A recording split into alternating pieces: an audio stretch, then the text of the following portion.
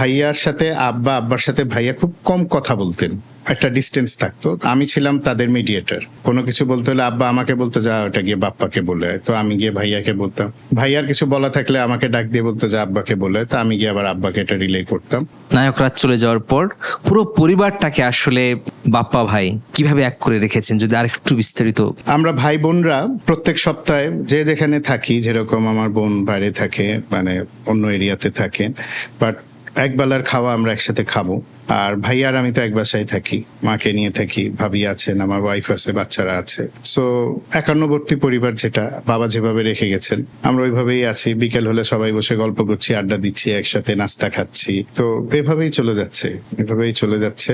যেহেতু ভাইয়া আমাদের সবাই বড়, তো আমাদের তো একজন গার্জেন লাগবে। তো আমরা কখনো আব্বা এইভাবেই শিখিয়েছেন যে বড়দের সম্মান করবে, বেয়াদবি যাতে না হয়। তো এই শিক্ষাটা দিয়ে গেছে যে আব্বা থাকলে, আব্বা বাসায় ঢুকলে আমরা ভাই বোনরা সবাই চুপ। এবং আরেকটা মজার বিষয় বলি, হঠাৎ মনে পড়লো, ভাইয়ার সাথে আব্বার সাথে ভাইয়া খুব কম কথা বলতেন, একটা ডিস্টেন্স থাকতো। আমি ছিলাম তাদের মিডিয়েটর। কোনো কিছু বলতে হলে আব্বা আমাকে বলতো যা ওটা গিয়ে বাপ্পাকে বলে, তো আমি গিয়ে ভাইয়াকে বলতাম।